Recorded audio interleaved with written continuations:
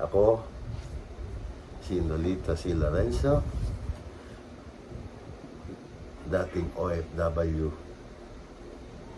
Saan ka nag-OFW? Ako ay napunta ng bansa ng Cayman Island. Kung tatanungin niyo po kung saan yung Cayman Island, ito po ay sakop ng West Indies ng London. Wow.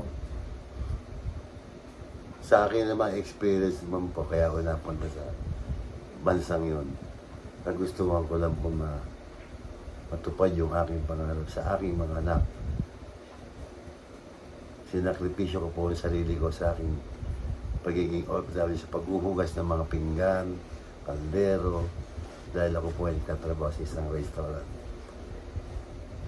15 taon ako naghuhugas ng kawali, pinggan, kaldero.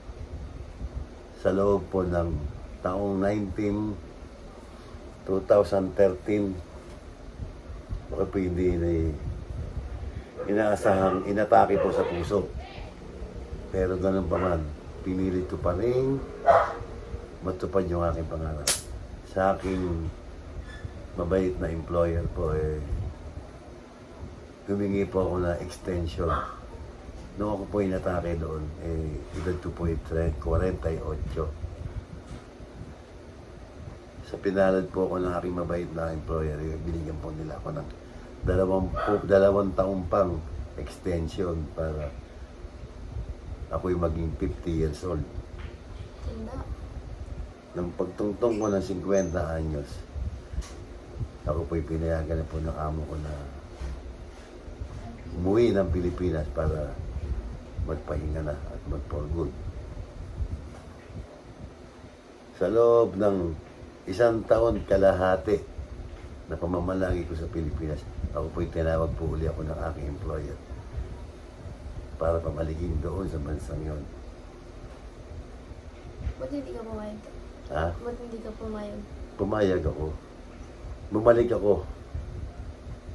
Nagtrabaho ako na every 6 months. 3 beses po ako nagtrabaho ng 6 months. Pagdating ng 4 na beses kung ay na 6 months, doon nagtapos ang aking pagiging OFW dahil sa pandemic. 2020, pinauwi ako ng employer ko. Sa kadahilanan ako po yung sakit sa puso. Umiwas po ang aking employer na baka kung ano mangyari sa akin. Pumayag ako sa kondisyon ng amo ko, umuwi ako. Pero natapos na yung aking mga pangarap sa aking mga anak.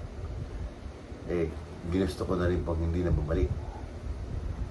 Dahil natupad ko na yung mga pangarap ko doon sa aking mga anak ko. Nakapagtapos po mga anak ko ng kolehiyo at sila po ngayon mga nasa magandang grado ng ibig ko po sabihin may makatrabaho na po sila. Magaganda na po kanilang stable.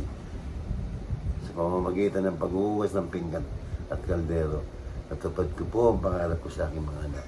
Sila po ay meron po akong anak na HRM, meron po akong anak na stewardess, meron akong designer, at bunso kong anak na lalaki ay isa siyang IT. Sila po lahat yung mga nagtatrabaho. Yun lang po ang aking experience bilang isang OFW. Hindi po basta-basta nagtatrabaho sa ibang bansa at hindi rin pinupulot po ang pera na dolar sa ibang bansa. Pinagtatrabahuan po ng sobrang hirap. Pagod, overtime.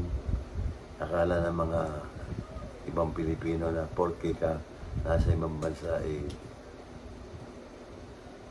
ang pera mo lumanagsa. Hindi.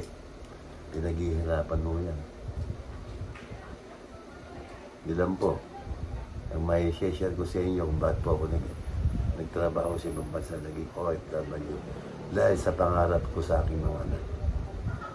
Maraming salamat po sa inyong pakikinig kahit bitin-bitin po yung sinasabi kong pinukwento.